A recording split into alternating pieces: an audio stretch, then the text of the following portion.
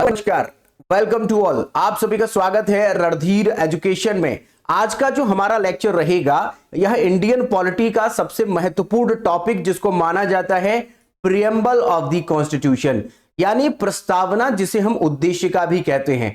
अब जानते हैं कि हमारे संविधान के बिल्कुल शुरुआती पेज पर इसका वर्णन मिलता है।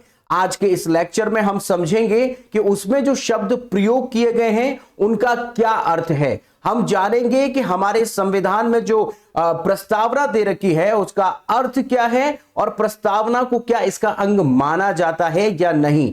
इन पर कौन से वाद विवाद हुए हैं, इन सभी के बारे में आज हम चर्चा करेंगे। तो सबसे पहले हम आपको बता दें कि प्रस्तावना जो है वो हिंदी और अंग्रेजी दोनों में लिखी गई है, जैसा कि हम संविधान के बारे में भी आपको बता चुके हैं, क्योंकि संविधान हमारा हिंदी में और अंग्रेजी में दोनों में सुलेखन किया गया है।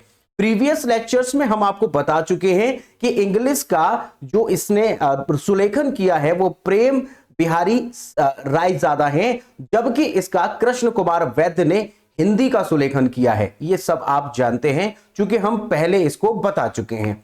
आज के लेक्चर में हम प्रस्तावना से संबंधित सारी बातें समझेंगे। पहली बात कि प्रस्तावना क्या होती है, तो देखिएगा, भारत के संविधान की प्रस्तावना संविधान के मूल उद्देश्यों और सिद्धांतों को स्पष्ट करने वाला एक महत्वपूर्ण भाग है।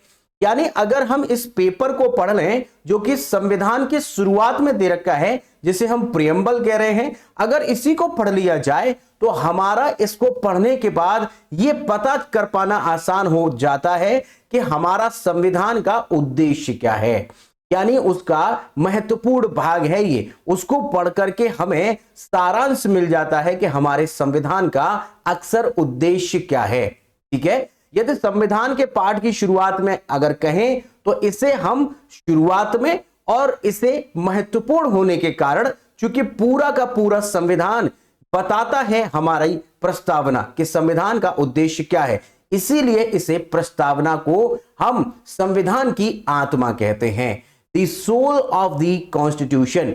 याद रखिएगा, इसे हम संविधान की आत्मा कहते हैं। लेकिन एक सवाल एग्जाम में अक्सर पूछा जाता है कि डॉक्टर भीमराव अंबेडकर ने संविधान की आत्मा किसे कहा है, तो याद रखिएगा उनका आर्टिकल 32 है, जिसे हम संवैधानिक उपचार कहते हैं, उन्होंने उसे माना है।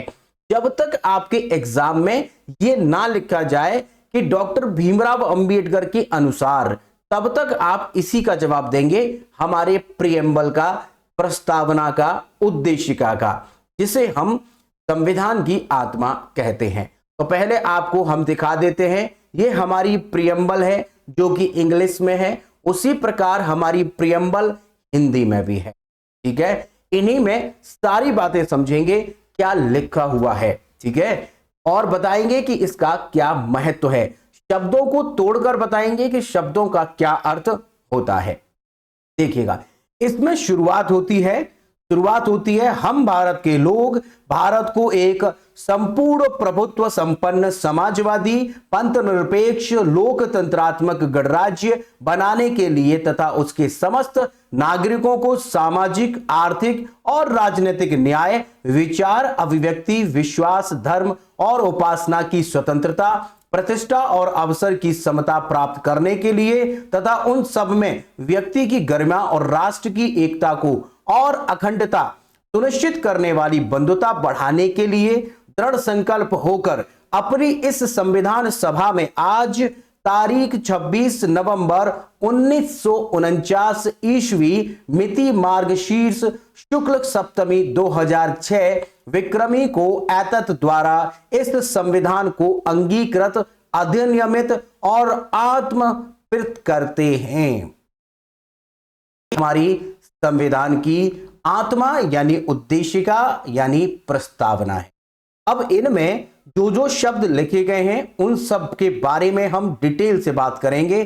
जैसे यहां पर हमने फिर से इसको दिखा दिया है, आप चाहें तो इसका स्क्रीनशॉट ले सकते हैं, इन सभी का मतलब आपको बताएंगे। चलिए शुरू करते हैं और जानते हैं कि मतलब क्या, यानी यहां पर कौन कौन से मेन पॉइंट जो कि प्रयोग किए गए हैं वो क्या क्या हैं। तो देखिएगा, मेन पॉइंट है हम भारतीय लोग, ये जो पॉइंट है, क्योंकि शुरुआत इसी से होती है, प्रस्तावना भारतीय लोगों की संप्रभुता और एकता की पुष्टि करती है। यह दर्शाती है कि संविधान की शक्ति और संप्रभुता पूरी तरह से भारतीय लोगों में है। हम भारत के लोग यानी पूरा भारत कहता है। संविधान सभा के कुछ ही लोग होते हैं जो इस बात को लिखते हैं, लेकिन इसका अर्थ उन लोगों के साथ साथ पूरे भारत से है, हम भारत के लोग। आगे अगर देखें इसमें कुछ और बातें, जैसे अगर हमने देखा कि इसमें भारत कितनी बार प्रयोग किया गया है, तो भारत केवल 2 बार प्रयोग हुआ है। हम भारत के लोग, भारत को, ये जो शब्द है ये 2 बार भारत प्रयोग किया गया है। एग्जाम में अक्सर आपसे पूछा जाता है कि कितनी बार प्रयोग हुआ, याद रखिएगा। आगे बात करते हैं, हम भारत के लोग, we the people of India, ये कहां से प्रयोग किया है, तो इसके बारे में याद रखिएगा, ये हमने अमेरिका के चार्टर से इसको लिया है। The term of derived from the charter of United state, याद रखेंगे इस बात को। इसमें संपूर्ण प्रभुत्व संपन्न, संपूर्ण प्रभुत्व संपन्न का मतलब होता है कि हमारे देश पर किसी बाहरी शक्ति का कोई कंट्रोल या अधिकार नहीं है, हम स्वतंत्र हैं, अपने अनुसार चलेंगे। इसका मतलब यह है प्रभुत्व संपन्न यानी सोवरेजिन का मतलब है कि हमारे देश के ऊपर किसी अन्य देश या अन्य बाहरी शक्ति का कोई भी इसमें कंट्रोल नहीं है। और ये जो बात है हमने आयरलैंड के संविधान से ली है, ये बात आपको समझ में आ चुकी। आगे बात करते हैं कुछ और मेन पॉइंट, जैसे इसमें एक शब्द प्रयोग किया गया है धर्मनिरपेक्ष यानी पंथ निरपेक्ष, सेक्युलर। यह शब्द हमारे संविधान में जब लागू किया गया तो प्रस्तावना में नहीं था, लेकिन बाद में इसे जोड़ा जाता है 42वें संविधान संशोधन 1976 में। उससे पहले यह नहीं था। आपको बता दें कि हमारे संविधान में 3 नए शब्द जोड़े गए 42वें संविधान संशोधन में। उनमें से पंथ निरपेक्ष और धर्मनिरपेक्ष यानी सेकुलर शब्द भी है।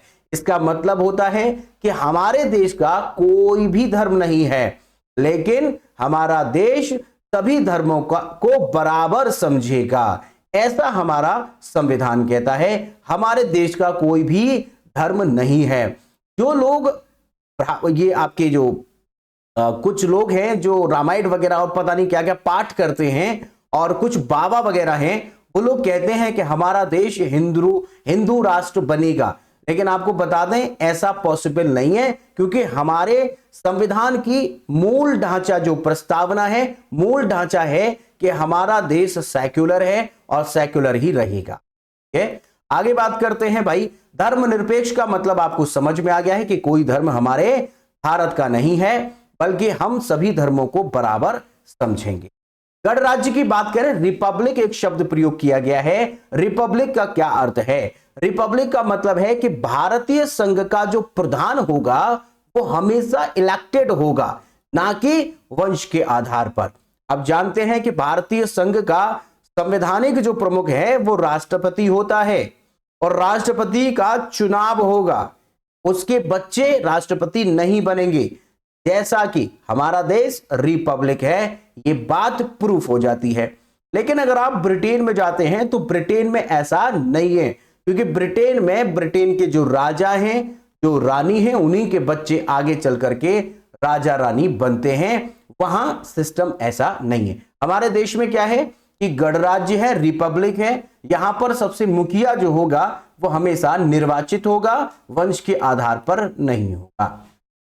अगर बात करें सार्वभौम न्याय की, तो प्रस्तावना में नागरिकों को सामाजिक, आर्थिक और राजनीतिक न्याय की प्राप्ति का लक्ष्य रखा गया है। ऐसा हमने अभी जब प्रस्तावना पढ़ी तो उसमें लिखा भी था कि लोगों को सामाजिक, आर्थिक और राजनीतिक न्याय दिलाएंगे, ऐसा उसमें लिखा है। तो वही आपको याद रखना है कि इसमें 3 प्रकार के न्याय हैं। अगर बात करते हैं समता और बंधुत्व की, इक्वालिटी एंड फ्रेटर्निटी की, तो हमारे प्रस्तावना में समानता, भाईचारा और एकता को बढ़ावा देने के लिए इन शब्दों का प्रयोग किया गया है। बंधुत्व का महत्व क्या है ये बताती है हमारी प्रस्तावना। ओके, अगर बात करें कि संविधान की आत्मा या प्रस्तावना या उद्देशिका में और क्या मुख्य बातें हैं, याद रखिएगा इसे आत्मा कहा जाता है। हमारी इसी प्रस्तावना पर रूसी क्रांति का प्रभाव देखा जाता है। और रूसी क्रांति जो हुई थी वो 1917 में हुई, जिससे हमने सामाजिक, आर्थिक और राजनीतिक न्याय, 3 प्रकार के न्याय हमने वहीं से कॉपी किए हैं। तो प्रभाव हमारा कहां से देखने को मिलता है? रूसी क्रांति से। याद रखेंगे, सोशल, इकोनॉमिक एंड पॉलिटिकल हमें न्याय प्राप्त होते हैं। अगर बात करें कि संविधान की जो प्रस्तावना है, क्या इसमें संशोधन हो सकता है, तो देखिएगा इस पर बहुत कई बार वाद विवाद हो चुका है। आज की डेट में हमारी यह व्यवस्था है कि प्रस्तावना में यदि कोई चेंज करना है तो आर्टिकल नंबर 368 के तहत इसमें कोई भी बदलाव किया जा सकता है। लेकिन शुरुआत में यह व्यवस्था नहीं थी, वाद विवाद इस पर कई बार हुए। जब यह व्यवस्था की गई उसके बाद पहली बार इसमें एक संशोधन किया गया, और वह संशोधन किया गया है 42वां संविधान संशोधन 1976। केवल एक ही बार हमारी इस प्रस्तावना में अब तक संशोधन हुआ है। अगर बात करें कि इस संशोधन में क्या किया, तो इसमें समाजवादी, पंथनिरपेक्ष और अखंडता, ये 3 नए शब्द जोड़े गए। सोशलिस्ट, सेक्युलर और इंटेग्रिटी, ये 3 शब्द हमारे इस प्रस्तावना में 42वें संविधान संशोधन 1976 में जोड़े गए। इससे पहले ये शब्द इसमें नहीं थे।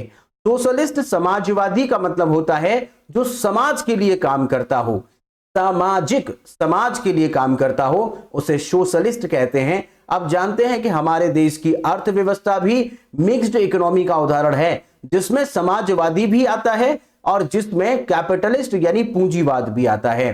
गरीबों के लिए समाजवाद बहुत ही बेहतरीन होता है। तो समाजवादी, पंथनिरपेक्ष का मतलब है कि हमारे इस देश का कोई भी धर्म नहीं होगा, सभी धर्मों को बराबर समझा जाएगा।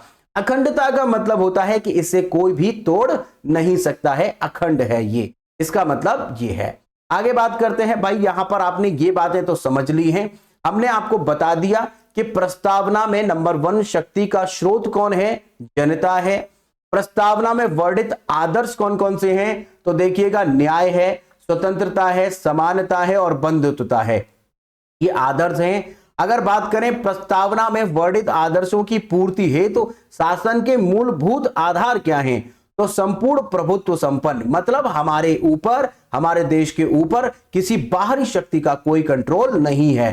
समाजवादी, पंथनिरपेक्ष और लोकतांत्रिक गणराज्य। लोकतांत्रिक का मतलब है कि लोगों के द्वारा जो चुना जाएगा, जो मेन लीडर होगा वो लोगों के द्वारा चुना जाएगा। प्रस्तावना में अब तक केवल एक बार संशोधन हुआ है, जिसके तहत समाजवादी, पंथनिरपेक्ष और अखंडता शब्द जोड़े गए हैं। 42वें संविधान संशोधन में ऐसा हुआ है। प्रस्तावना में जो हमारा निर्माण हुआ है, ये जो निर्माण की तारीख लिखी है वो लिखी है 26 नवंबर 1949, जबकि आप जानते हैं कि हमारा संविधान 26 जनवरी 1950 को लागू हुआ था। इसका कतई ये मतलब नहीं है कि इसमें ये बात लिखी है तो उसके उलट है। दरअसल हमारी प्रस्तावना में एतत जो किया गया है, यानी अंगीकृत जो किया गया है, उसकी तारीख है 26 नवंबर, क्योंकि संविधान हमारा 26 नवंबर को बनकर के तैयार हो गया था। आगे बात करते हैं, कुछ इनमें हम बात कर लेते हैं कुछ इनमें वाद विवादों की। उससे पहले आपको कुछ एक बात और बता दें, और वो क्या है तो जरा देखिएगा, एक बार फिर से इसको देख लीजिए। हमने यहां पर प्रस्तावना आपको दिखाई है, देखिएगा। आपको हमने बता दिया, ये देखिएगा, भारत एक बार यहां प्रयोग हो रहा है, भारत एक बार यहां प्रयोग हो रहा है, ये आपने जान लिया है। 2 बार भारत का प्रयोग हुआ है। हम भारत के लोग, आपने देख लिया कहां से हमने लिया है। संपूर्ण प्रभुत्व संपन्न आपको बता दिया इसका अर्थ क्या है। आगे बात करें कि भाई इसके अलावा हमने देखा कि समाजवादी, पंथनिरपेक्ष, ये जो शब्द हैं ये बाद में जोड़े जाते हैं। पंथनिरपेक्ष और लोकतंत्रात्मक गणराज्य ये बाद में जोड़े गए हैं। आप जानते हैं समाजवादी का क्या अर्थ है, पंथनिरपेक्ष क्या है और लोकतंत्रात्मक का मतलब क्या है, आप ये जानते हैं। आगे बात करें सामाजिक, यहां पर नागरिकों को सामाजिक, आर्थिक और राजनीतिक न्याय दिया गया है, ये भी याद रखिएगा। विचार एवं अभिव्यक्ति, विश्वास एवं धर्म उपासना की स्वतंत्रता दी गई है। याद रखिएगा, स्वतंत्रताएं भी इसमें हमें मिलती हैं, वो स्वतंत्रताएं आपकी प्रस्तावना में मेंशन है। अभी आगे भी बात करेंगे इसके बारे में। प्रतिष्ठा और अवसर की समता, यहां पर याद रखेंगे ये स्वतंत्रताएं हैं, जबकि प्रतिष्ठा और अवसर की समानता या समता दी गई है।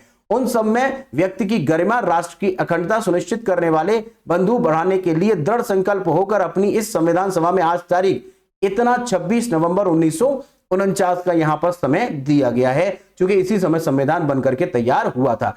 यहां पर एक बात देखिएगा, मार्ग शीर्ष शुक्ल सप्तमी संवत 2006 विक्रमी, इसका अर्थ क्या है? इसका अर्थ देखिएगा, अगर आप ये टाइमलाइन देखें तो देखिएगा इस समय पर 2024 चल रहा है, इस समय 2024 चल रहा है। आप 2024 से वापस जाइए 2023 में, और वापस जाइए, और वापस जाइए 2000 में, और वापस जाइए 1800 में, और वापस जाइए, इस प्रकार आप जीरो पर पहुंचेंगे। ये जो समय होता है इसे हम कहते हैं एडी, एनो डोमिनी, जो जीरो से अब तक का है, और जीरो से पहले भी तो इतिहास रहा होगा, तो जीरो से बाद का जो समय है उसे बीसी, या फिर अब नए शब्दों में बीसीई, बिफोर कॉमन इरा, या पुराने शब्दों में बिफोर क्राइस्ट कहा जाता था। तो यहां पर अगर 2024 है तो पहले जीरो से पहले भी 2024 होगा, तो 2024 वो वाला आप बीसी या बीसीई कहेंगे, और ये वाला जो अब चल रहा है इसे हम एडी कहेंगे, यानी अभी की बात है। ठीक है, अगर हम देखें कि हमारा जो कैलेंडर है जिसे विक्रम संवत कहते हैं, तो इसी में आप जब वापस जाएंगे जीरो से पहले, तो यहां पर एक पड़ेगा 58 बीसी, तो 58 बीसी में इसको शुरू किया गया था, 58 बीसी में, तो विक्रम संवत हमारा 58 बीसी में शुरू हुआ है। इसका मतलब हम जिस कैलेंडर का प्रयोग आजकल करते हैं, जो अंग्रेजी कैलेंडर है जिसमें जनवरी, फरवरी, मार्च, अप्रैल दे रखे हैं, ये कैलेंडर आपके ग्रिगोरियन कैलेंडर से हैं, जो कि अंग्रेजों का कैलेंडर है। लेकिन हमारे भारतीयों के द्वारा बनाया गया कैलेंडर जो विक्रम संवती था, हालांकि एक और कैलेंडर है शक संवत, वो हम इसमें डिस्कस नहीं कर रहे हैं क्योंकि आप कंफ्यूज हो सकते हैं, क्योंकि वो हमारा हिस्ट्री का पार्ट है, उसमें बताएंगे। यहां पर आपको जरूरत है विक्रम संवती जानने की। तो हमारा विक्रम संवती जब इनका कैलेंडर शुरू भी नहीं हुआ था, उससे 58 वर्ष पहले ही शुरू हो चुका था। तो अगर हमें विक्रम संवती निकालनी हो तो आज जो भी समय चल रहा है 2024 चल रहा है, इसमें आपको 58 वर्ष जोड़ने पड़ेंगे, तो आप विक्रम संवती निकाल पाएंगे। यानी विक्रम संवती में वर्ष ज्यादा चलते हैं, क्योंकि विक्रम संवती बहुत पुराना है, याद हो जाएगा, समझ में आ जाएगा। इसीलिए अगर 1949 में हम 58 वर्षों का पहले का भी जोड़ दें तो हमारा यहां पर 2006 विक्रम संवती निकल करके आएगा। मुझे लगता है आपको यह बात समझ में आ चुकी है कि कैलेंडर का कॉन्सेप्ट यहां पर क्या है। ब्रैकेट में विक्रम संवती को लिखा गया है, लेकिन बात 26 नवंबर 1949 की है अंग्रेजों के अनुसार, लेकिन हमारे हिंदू कैलेंडर विक्रम संवती के अनुसार यह 2006 विक्रमी की बात है। मुझे लगता है आपको यह बात समझ में आ गई है। सारे पॉइंट आप याद रखिएगा, कोशिश करिएगा कि नोट्स बनाते हुए आप चलें। आगे बात करते हैं भाई,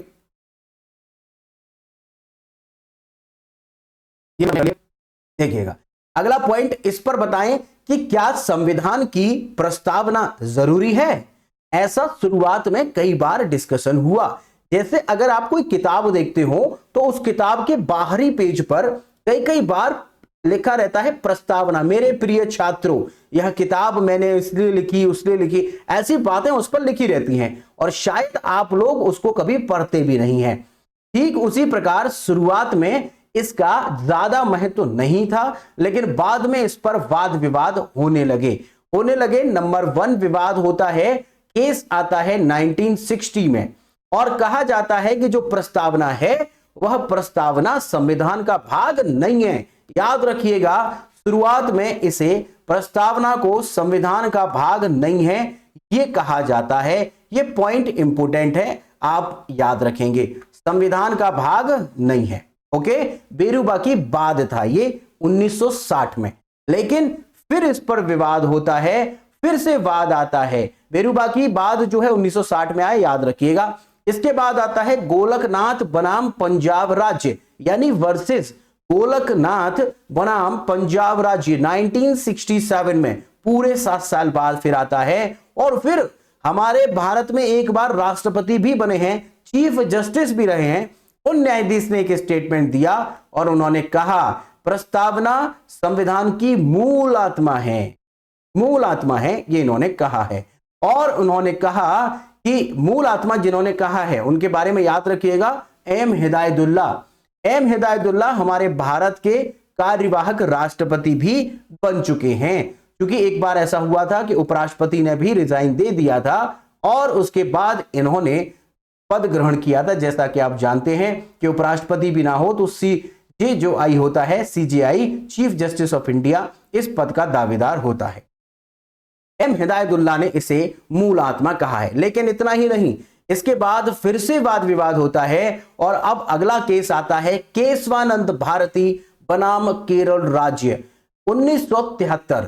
ये अब तक के रिकॉर्ड का सबसे बड़ी संविधान पीठ का एक वाद विवाद था, केशवानंद भारती। टोटल अगर देखें इसमें 13 जजेस की पीठ बैठी थी, जो कि रिकॉर्ड है, अब तक का रिकॉर्ड है। हालांकि एक और केस था उसमें 11 थे, लेकिन इसमें सबसे ज्यादा हैं, जो कि अभी तक किसी केस में ऐसा नहीं हुआ। ठीक है, आप एक बात याद रखिएगा, जब भी कोई संवैधानिक पीठ होती है उसमें हमेशा ऑड नंबर ही होते हैं। ये शुरुआत 5 से होती है, 7 होंगे, 9 होंगे, 11 होंगे, 13 होंगे, इससे ज्यादा भी हो सकते हैं, लेकिन अभी तक 13 से ज्यादा नहीं हुए हैं। ऑड रखने का कारण यह है कि कभी टाई ना हो। अगर मान लीजिए 6 लोग बिठा देते हैं तो 3 लोग यस 3 लोग नो, तो फिर बताइए टाई हो जाएगा। इस वजह से यहां पर ऑड नंबर होता है। आपको याद होना चाहिए केशवानंद भारती का जब यह केस चला था, इसमें केशवानंद भारती हारे, और हारे कैसे, उनका भी यही वजन था 6-7। टोटल अगर आप देखें तो 13 हो जाते हैं। 6 वोट पड़े नाके में, मतलब इनको जो हारे हैं ये, तो इनके पक्ष में 6 वोट और इनके विपक्ष में 7 वोट पड़े थे। याद रखिएगा केशवानंद भारती में कहा गया कि संविधान की प्रस्तावना संविधान का अभिन्न अंग है, इसे अलग नहीं किया जा सकता, और अगर जरूरत महसूस होती है तो आर्टिकल 368 जो कि संविधान संशोधन की बात करता है, उसी के तहत इसमें संशोधन भी किया जा सकता है, ऐसा इन्होंने कहा। बड़ा ही महत्वपूर्ण है। इसके बाद हमारे संविधान में इतना कुछ चेंज हुआ इस केस के बाद, इसने पूरी परिभाषाएं पलट दी, पूरे संविधान में उथल पुथल मच गई, इतना सब कुछ चेंज हुआ इस केस के बाद। बड़ा महत्वपूर्ण केस है ये, पर बहुत मोटी मोटी किताबें भी आती हैं अगर किसी को केस पढ़ना हो तो। यहां पर 368 के तहत इसमें संविधान संशोधन हो सकता है, और संविधान संशोधन फिर होता है, और वो संविधान संशोधन इंदिरा गांधी के समय पर किया जाता है। 42वां संविधान संशोधन 1976 में ही तो यहां पर समाजवादी, पंथ निरपेक्ष और अखंडता शब्द जोड़े जाते हैं, ऐसा आपने पढ़ लिया है, याद रखिएगा।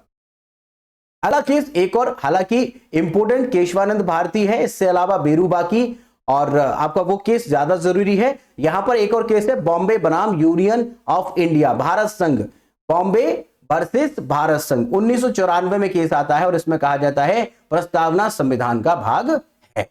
बहुत सारी जजमेंट हमारी इसी प्रस्तावना को पढ़कर दे दिए जाते हैं। पढ़कर के मीन्स कि एक हमें यह पता चलता है कि इस संविधान का उद्देश्य क्या है, ये इस पर्पस से हम बताना चाहते हैं। ओके, आगे बात करते हैं भाई। यहां पर हमने आपको बेरूबाकी केस हो या केशवानंद भारती हो, ये सब हमने आपको केसेस भी बता दिए हैं। हमने आपको यह भी बता दिया है कि भारत के इस प्रस्तावना पर क्या क्या इफेक्ट पड़ा है। तो कुछ और बातें रह गई हैं जिनके बारे में हम डिस्कस कर लेते हैं, जैसे इन पर प्रस्तावना पर स्टेटमेंट क्या क्या पूछे जाते हैं एग्जाम में। किसी ने इसे कुछ कहा, किसी ने इसे कुछ कहा। याद रखिएगा डॉक्टर भीमराव अंबेडकर के अनुसार यह हमारे संविधान की आत्मा या फिर इसकी सोल नहीं है, वो याद रखिएगा आप। उनके अनुसार आर्टिकल 32 संवैधानिक उपचार है।